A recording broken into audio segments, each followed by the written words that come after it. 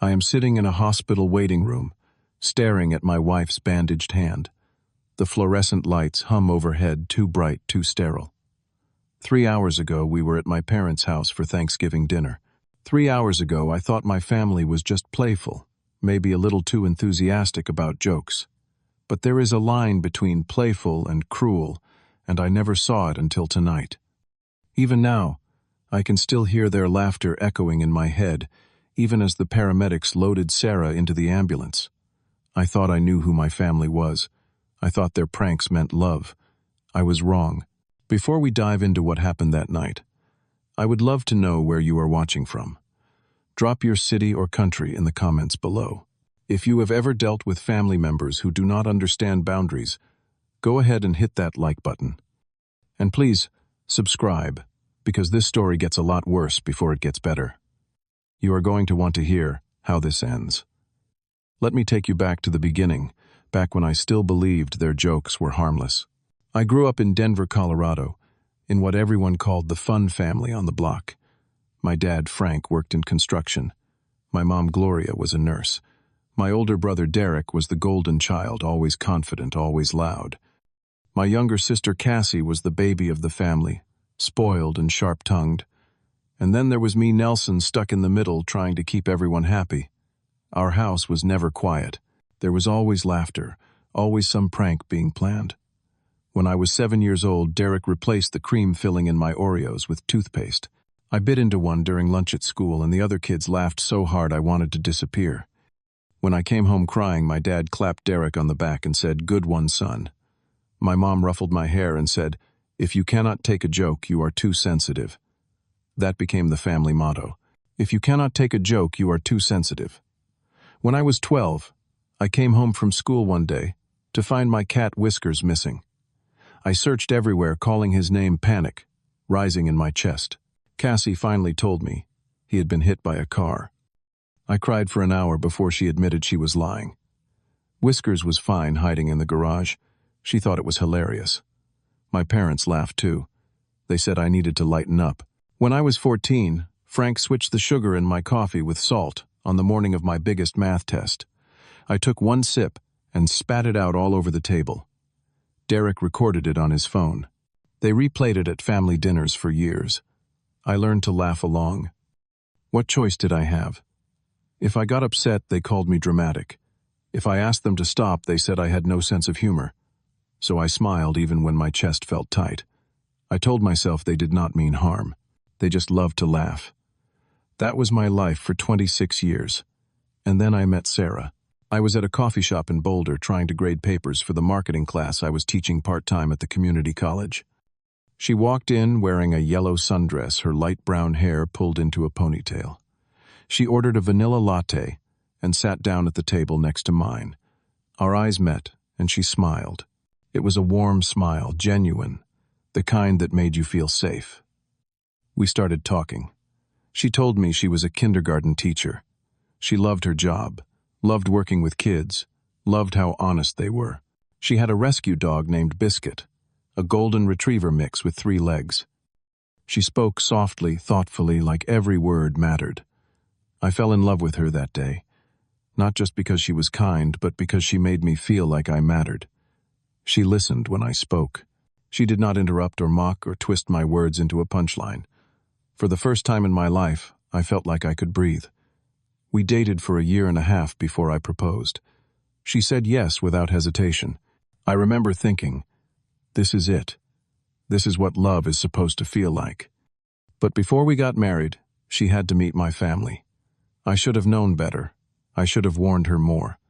But I still believed deep down that they were good people, that their pranks were just their way of showing affection.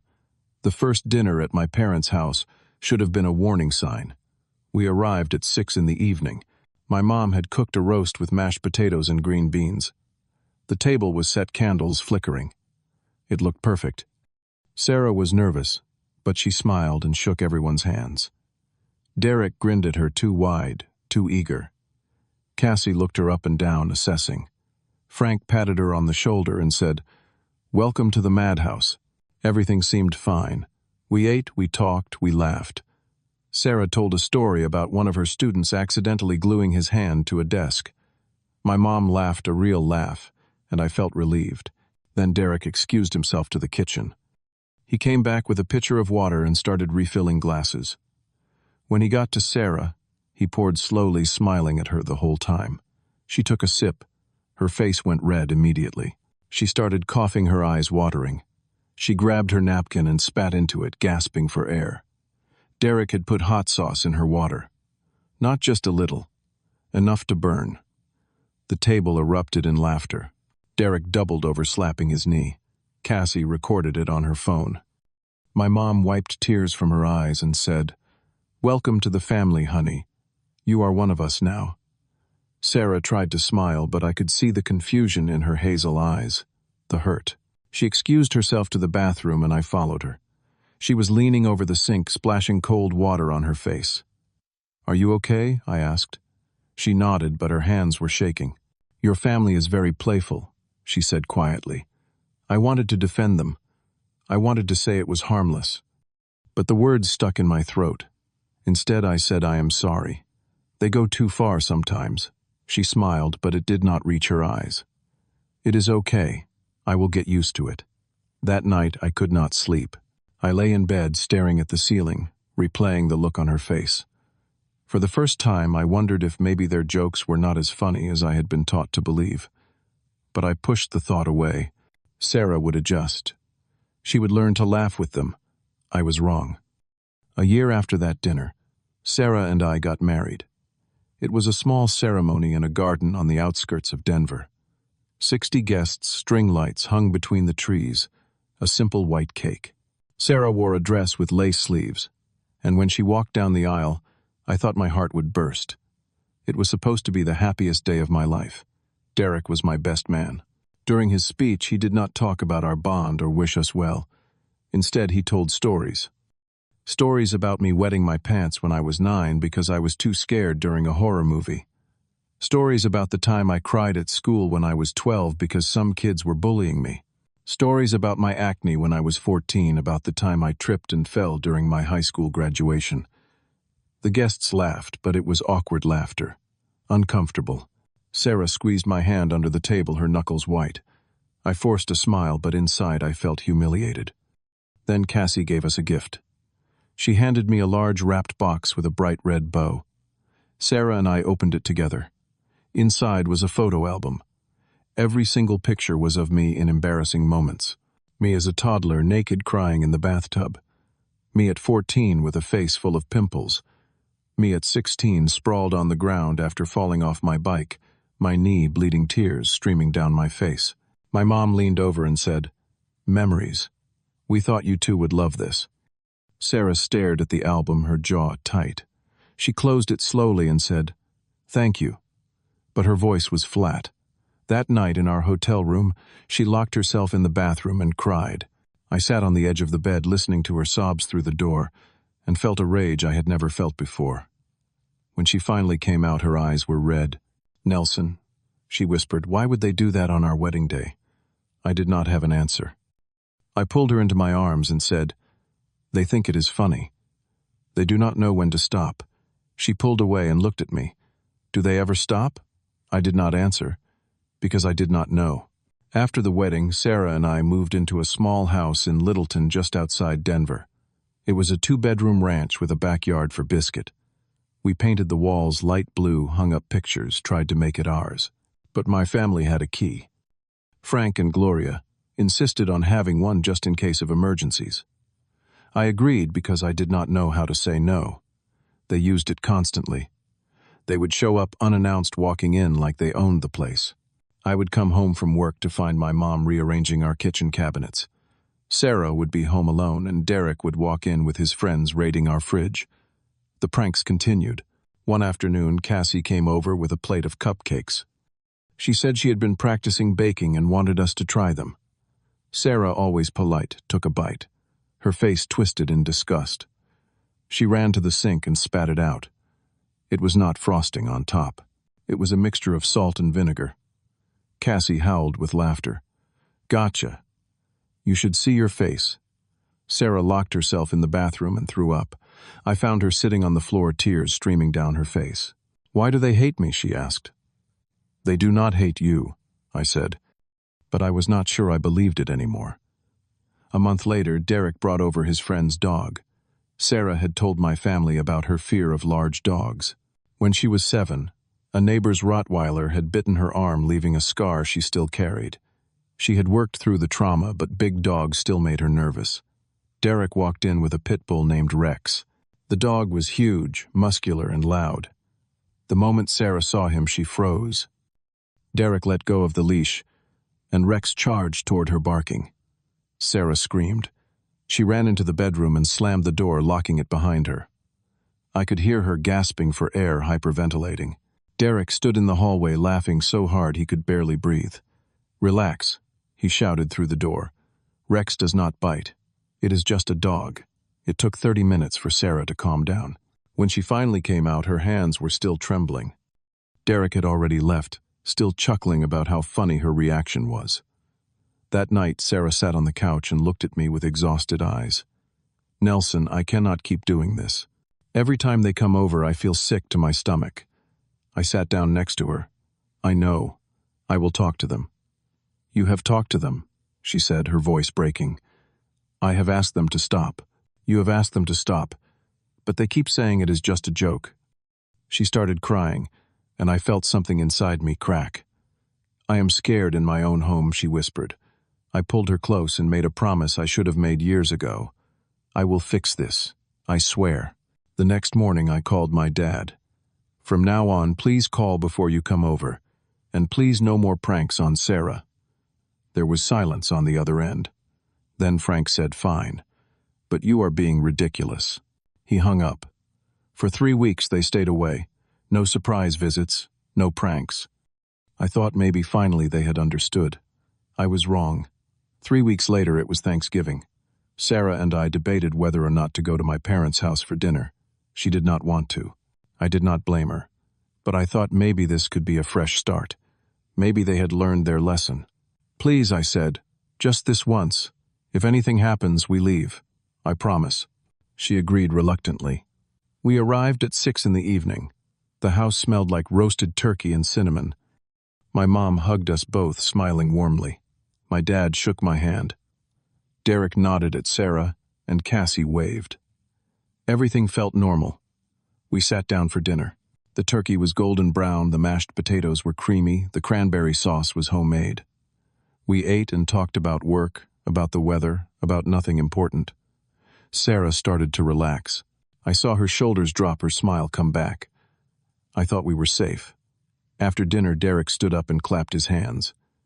"Okay, family tradition time. Let us play a game." My stomach dropped. "What kind of game?" I asked. "Blindfold taste test," he said, grinning.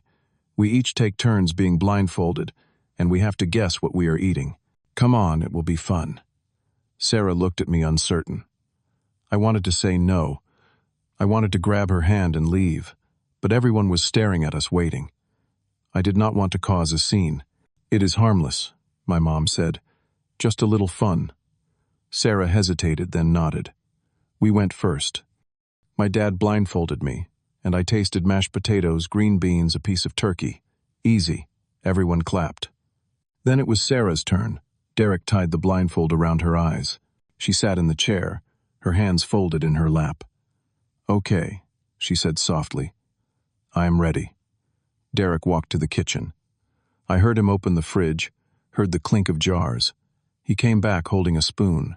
"Open your mouth, and guess what this is," he said. Sarah opened her mouth. Derek put the spoon in. Sarah's face changed immediately. Her eyes went wide under the blindfold. She started coughing, gagging, clutching her throat. She ripped the blindfold off, and I saw terror in her eyes. She ran to the sink trying to drink water, but it only made it worse. Her face turned bright red. Her lips started to swell. "I cannot breathe," she gasped.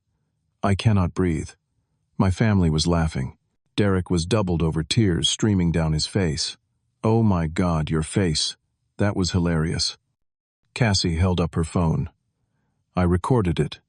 This is going on our family group chat. Sarah. I ran to her, grabbing her shoulders. What did he give you? She could barely speak. Hospital. I am allergic. And then I remembered. Sarah was allergic to certain spicy peppers. I had told my family this.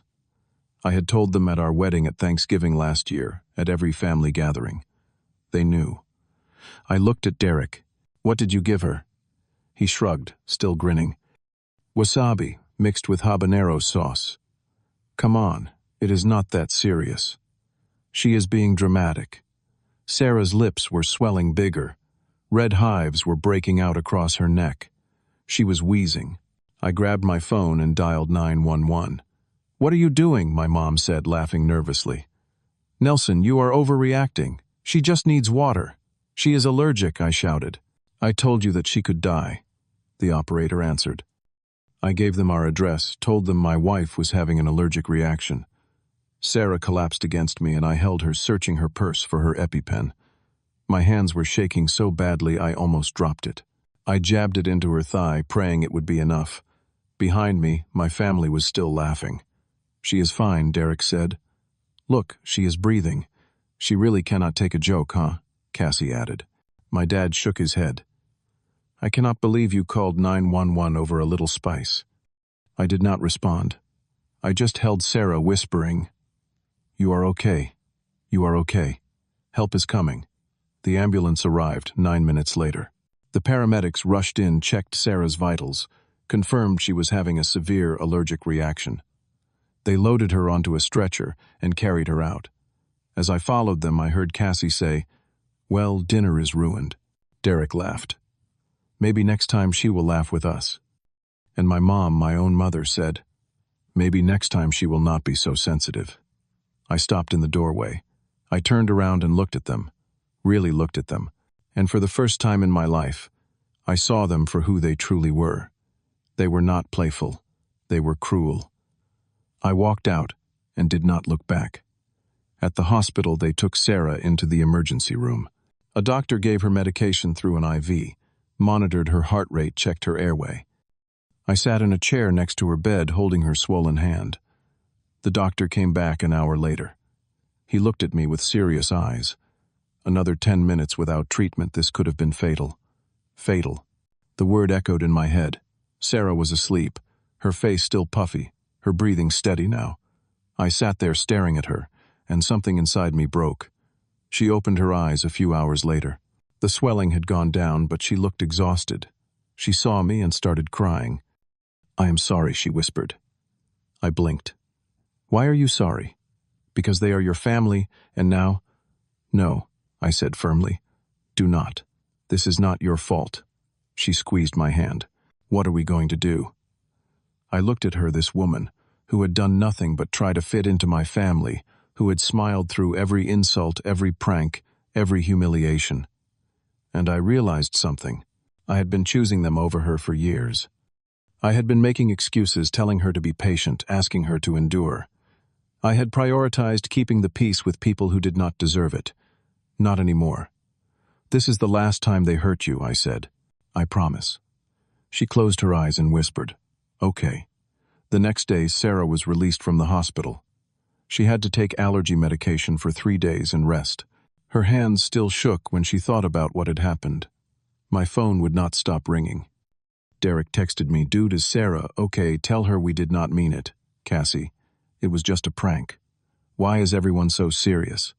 My mom called and left a voicemail. Nelson, honey, we need to talk. You are blowing this out of proportion. I did not respond. I blocked their numbers temporarily. I needed space to think.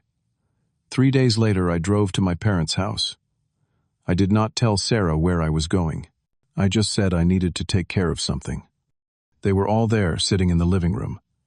When I walked in, my mom smiled nervously. See, we knew you would come around.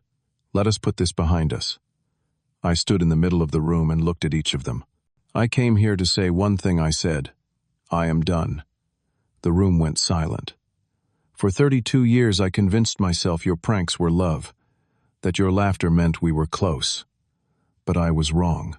My dad stood up. Nelson, you put my wife in the hospital. I continued, my voice steady. She could have died. And you laughed. Derek rolled his eyes. It was not that serious. I told you she was allergic, I said. You knew. But you did it anyway because it is just a joke. I looked at my mom. Real families do not hurt each other for entertainment. Real families respect boundaries. You are being dramatic, Cassie muttered. I turned to her. Am I? Sarah had a panic attack because Derek brought a dog he knew terrified her. She threw up because you gave her fake cupcakes. She ended up in the emergency room because you do not know when to stop. I looked back at my dad. Until you can genuinely apologize to Sarah and commit to change, I do not want contact. No calls, no visits. We are done. Frank's face turned red. You are choosing her over your own blood. I am choosing respect over cruelty, I said. There is a difference. Derek stood up. You will regret this. The only thing I regret, I said, is not doing this sooner. I walked to the door. My mom called after me, her voice breaking. Nelson, please. I stopped but did not turn around. When you are ready to apologize to Sarah, really apologize, you know where to find me. I walked out, and for the first time in my life I felt free. The first few months were hard. I felt guilty. I wondered if I had been too harsh, if I had overreacted. But every time I doubted myself, I looked at Sarah, and I knew I had done the right thing. She was healing. Slowly, she started to feel safe in our home again. She stopped looking over her shoulder, waiting for them to burst through the door. She could breathe again. We spent more time with her family, with our friends. We found a chosen family, people who respected us, who laughed with us, not at us. It was different. It was better. 6 months later, my mom left a voicemail. She was crying. Nelson, please. We miss you. Can we talk? I did not call her back right away. I needed time. A year after Thanksgiving, my dad sent a handwritten letter. It was the first time he had ever apologized for anything. He said he did not realize how much they had hurt Sarah. He said he wanted to do better. Derek and Cassie texted Sarah directly apologizing. It was not perfect, but it was something. Sarah and I talked about it for weeks. Finally, we decided to give them one chance. But we set clear boundaries. No pranks, ever. Respect Sarah. Break the rules. And they were out. They agreed. It has been slow. It has been hard. But at least now, there are boundaries. At least now, Sarah feels safe. Looking back, I realized something important. Family is not an excuse to hurt people. Love without respect is not love. It is control dressed up as jokes. I learned that protecting the person you love is more important than keeping the peace with people who refuse to change. Setting boundaries is not cruelty. It is self-respect.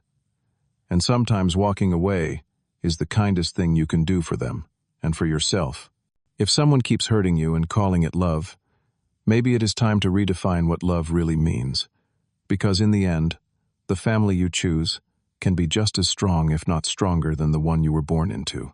And Sarah, she is safe now. We both are. So I want to hear from you. Have you ever had to set boundaries with family members who did not respect you? How did you handle it? Drop your thoughts in the comments below. If this story resonated with you, please hit that like button and subscribe for more real-life stories. Share this video with someone who might need to hear it. Thank you so much for listening. I hope you find the courage to protect the people you love, even when it is hard. Take care of yourselves, and remember you deserve respect, always.